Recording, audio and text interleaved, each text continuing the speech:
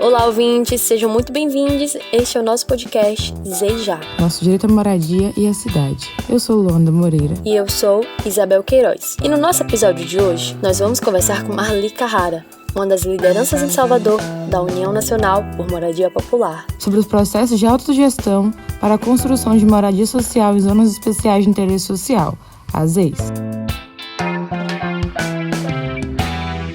Olá, Marli. Para começar, vamos pedir para você nos contar um pouco de sua trajetória e de como você entrou nessa luta pela moradia social. Olá, boa noite, minha querida. Eu sou Marli Carrara, vou fazer 69 anos agora em julho, cidadã soteropolitana, ganhei esse título. Poucas coisas que eu tenho orgulho, uma delas é essa. Cheguei em Salvador em dezembro de 84, sou oriunda de uma cidade de São Paulo chamada Americana, e a 30 quilômetros de Campinas, é uma cidade essencialmente industrial, então eu iniciei minha vida profissional trabalhando dentro de uma fábrica. Aí Zezéu Ribeiro me convida, eu entro como secretária de Zezéu e me deparo com o mundo. Descubro o desenvolvimento urbano, essa coisa da habitação.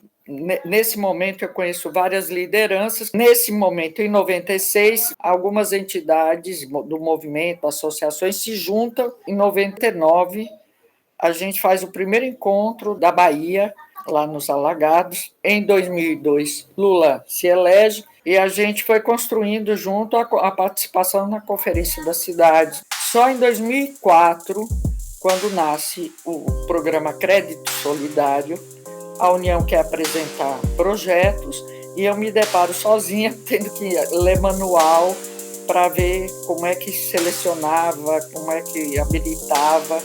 E aí eu entrei nessa história. Que bacana, Marli. Você poderia nos contar mais sobre o que é a União Nacional por Moradia Popular e explicar um pouco sobre a autogestão na construção de moradias populares que vocês defendem? Eu fui me apaixonando pela União. A União é um movimento nacional de base, exclusivamente de base. Ali quer dizer que não tem gente... Não quer dizer isso. Quer dizer que ela prima por ser de base.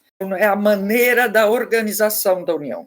A União nasce em São Paulo na década de 80, junto com as comunidades eclesiais de base, e começam a fazer mutirões para resolver os assuntos de moradia de comunidades e lutar contra a reintegração de posse. Ela sentia, na década de 80, que gente pobre precisa de subsídio para ter sua casa.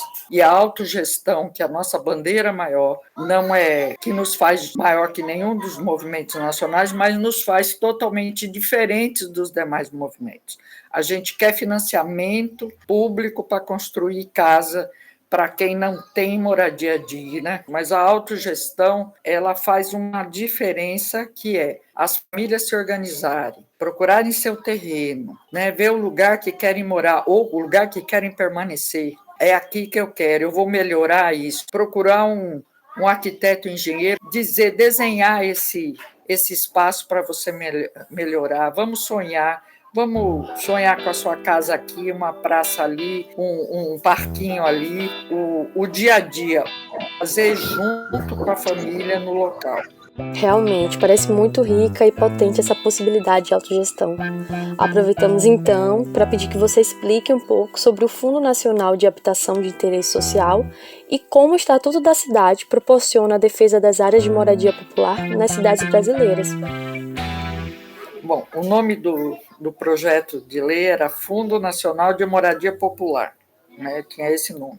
Passa a ser Fundo Nacional de Habitação de Interesse Social, para que os estados e municípios possam garantir subsídio, e aí, junto com a luta pela lei do Fundo Nacional de Moradia Popular, também tem a luta pela regulamentação dos 2 artigos da Constituição, que a própria regulamentação é o Estatuto da Cidade. Então, o Estatuto nasce com os instrumentos, basicamente ele fala de instrumentos para que a gente consiga que um pedaço de terra que parece que que é do dono, e só o dono pode se servir dele, porque foi ele que pagou, que ele não é só de uma única pessoa ou de uma empresa. Ele pertence a uma cidade, ele recebe benefícios de serviços públicos da cidade, daquilo que o cerca, e aí ele tem coisas a doar para a coletividade, já que ele recebe benefícios. Ao longo de 40 anos, aquele terreno vai recebendo iluminação, calçada, aparece uma padaria, ele vai recebendo valorização. Essa valorização vem de toda a coletividade. Não é justo que, ao final de 20, 30 anos, o dono resolva vender e embolse 100% daquele lucro. Isso não é socialismo, isso é justiça, né? É devolver para a cidade, por isso ele tem que pagar imposto, se ele não usa o terreno, ele tem que pagar mais. Aí o Estatuto traz instrumentos de como a população, mesmo que ela não saiba, através do poder público que ela elege, como ela pode tomar de volta para si, redistribuindo para todo mundo, aquilo que é valorização da propriedade privada. A partir da Constituição de 88, a propriedade privada no Brasil não é uma coisa intocável mais, embora hoje os conservadores ultradireitistas fiquem alardeando isso como se fosse uma bandeira. Não é. A própria Constituição diz, isso é função social. Tudo que é propriedade privada tem uma função, ela tem que dar resposta para a sociedade. Um desses instrumentos, tem vários que o Estatuto traz, é um estatuto de uma coisa simples que tem áreas na cidade que são vulneráveis socialmente e que precisam ser preservadas. O poder público e a cidade têm que entender que ela não vive só no seu tempo, ela tem que viver planejando o futuro. Então, o Estatuto traz o advento das EIs, o poder público precisa ter muito cuidado. Tem gente que ocupou aquele espaço, que estava aguardando aquele espaço. Esse tipo de olhar é o tipo de olhar que a gente, agora nós estamos no ano eleitoral, precisamos pensar nisso. Quem é que está pensando no planejamento para a maioria da população da sua cidade? Né? Será que ele está pensando em ter áreas, aquela área só pode ser valorizada, né, só para o dono embolsar dinheiro, ou ela tem que ser pensada em 10 anos, em 15 anos, em 20 anos? Uma verdadeira aula que você nos dá sobre a função social da propriedade, Marli. E, como conhecendo mais sobre essas leis, a União Nacional por Moradia Popular atuou na defesa das leis no último Plano Diretor de Desenvolvimento Urbano, o PDDU de Salvador, em 2016? A gente da União, no último PDDU, tinha uma pessoa, Tânia Scofield, presidente da Fundação Mário Leal Ferreira, que é o lugar de planejamento. A gente procurou e falou, olha, nós estamos no processo da discussão do plano diretor e a gente tem muita dificuldade de encontrar terreno. E a gente procura ela e fala, olha, nós temos 3 projetos e queremos que a gente coloque eles todos como ZEIs vazias. A gente aprendeu, porque a gente não sabe quando a gente vai conseguir construir. A gente quer guardar eles. E é aqui que a gente quer. Então, a gente conseguiu gravar o terreno de Pernambués, que é um terreno da SPU, esse terreno de Mangueira com 61 mil metros, que inicialmente era para 312, onde eu moro em Mangueira, hoje, que a gente subdividiu com mais 300 em Zumira agora, e Vitória da União, no Cabula. Esses 3 a gente conseguiu colocar lá nas EIs. Então, você poderia falar um pouco mais da continuidade dessa luta? Sobre o fato de vocês já terem transformado o que era uma das ex de vazio do PDDU de 2016, aqui em Salvador, em uma ex ocupada pela autogestão da construção. E qual a diferença hoje para as pessoas que se envolveram nessa luta e conquistaram a sua casa própria? Eu ouvi uma vez dentro da União e nunca mais me esqueci. Não tem solução individual que dê conta de questão nenhuma, né, de viver junto. Então, a construção é sempre coletiva. Em 4 anos, a gente conseguiu construir as 312 unidades, né, que é um tempo de 3 a 4 anos, é um tempo normal usado para autogestão. Demora mais, porque a gente teve que aprender a lidar com o dinheiro que é de todo mundo, mas que está na mão de representantes das famílias que gerem o dinheiro. Sempre gosto de contar a experiência de Mira, né, que era a nossa coordenadora, quando iniciou aqui, Zumira Barros, por isso essa homenagem a esse novo conjunto.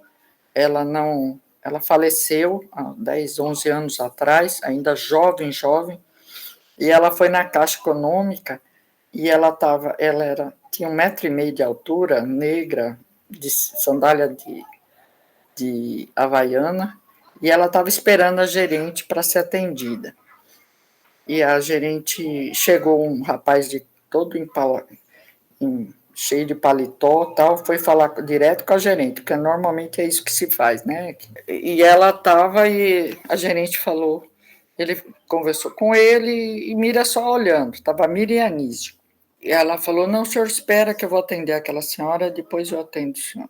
Ele falou, não, mas é que eu estou com pressa, é que meu empreendimento, daí ela olhou e ela disse, aquela senhora ali, o empreendimento dela é maior, é o dobro do seu. Mira chegou na União e chorava para contar, e eu choro ainda de ouvir isso aí. Isso as pessoas dizem que é quebra de paradigma, e pouca gente consegue entender isso. Isso é quebra de paradigma. Quando é que o cara podia imaginar que aquela jovem, né, porque não era nem senhora, aquela jovem podia ter mais dinheiro na conta do que ele?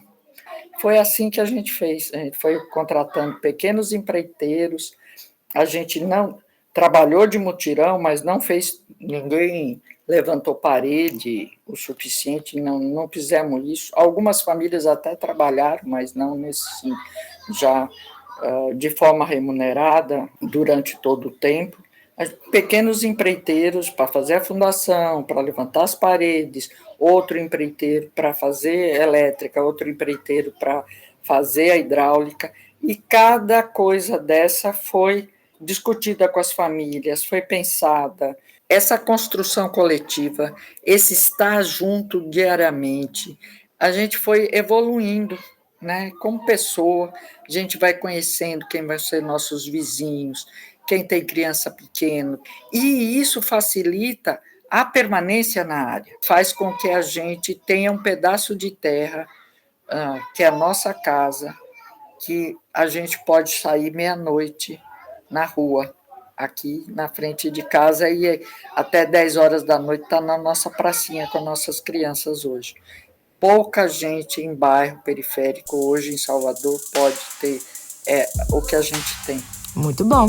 E para a gente concluir nossa conversa, qual a sua opinião da importância da defesa das ex na luta pela moradia, Marli? As ex, eu vou falar especificamente de Zumira, porque eu acho que é um fator muito importante, porque como ele realmente não tinha projeto, só estava construindo o projeto, construindo significa elaborando, fazendo as plantas, fazendo os papéis, que era para a gente ter começado já em 2018, e depois não começou mais pela questão do golpe, e retomando agora, a gente não teria Zumira Barros. A Caixa teria, eu não falo a Caixa porque não é a Caixa instituição, mas o Fundo de Desenvolvimento Social, que é o dono do terreno, porque, afinal de contas, ele comprou o terreno nas famílias, mas é alienado a ele tem a garantia do terreno, ele teria dado um jeito de recuperar. Ele pediu o terreno de volta.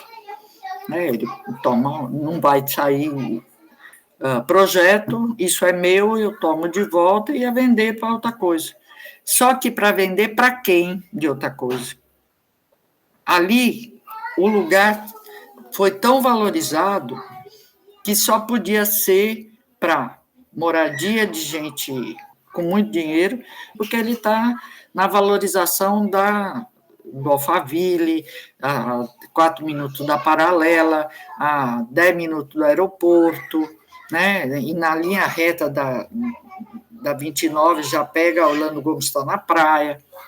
Então, a gente não teria. Zumira, eu tenho certeza que a gente não teria. Mas como eles estava gravado Zeis, muita gente, a gente repetia a mesma coisa.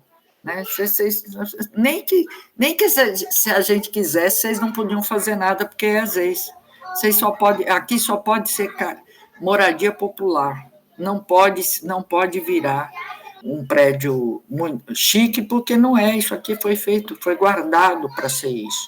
Então, eu acho que o planejamento, que tanta gente fala de planejamento, é guardar aquilo que a gente acha que é mais importante, né? Que é o futuro da cidade, são as pessoas que vão viver nela. A gente, como liderança, às vezes tem a tentação de achar que tudo que é lei, porque tem um monte de papel, só serve no papel, que não serve. Não, mas tem instrumentos no Estatuto da Cidade, e particularmente as leis, que devem ser valorizados, deve ser falado, deve ser explicado a partir de, olha, esse pedaço seu tem importância para vocês, por isso ele tem importância para a cidade, por isso ele deve ser preservado, ou deve receber, no caso de umas leis consolidadas, leis 1, receber investimento de vários ministérios, de várias secretarias, porque aqui tem uma comunidade que vive nesse pedaço de terra que precisa receber melhorias, né, urbanísticas, para que a vida se torne melhor. Mas naquele espaço é uma barreira para proteger a comunidade. Então, ela precisa ser valorizada, porque isso vai tornar a permanência dela melhor, se for uma área urbanizada já, ou virar casa para a gente morar.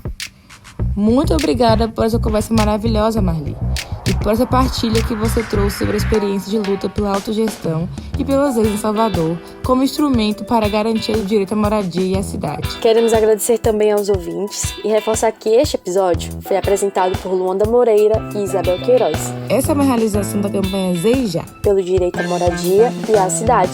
Até o próximo episódio. ZEI Já, nosso direito à moradia e à cidade. Converse com vizinhos e saiba mais em nosso site zeija.org ou nas redes sociais da campanha ZEI Já.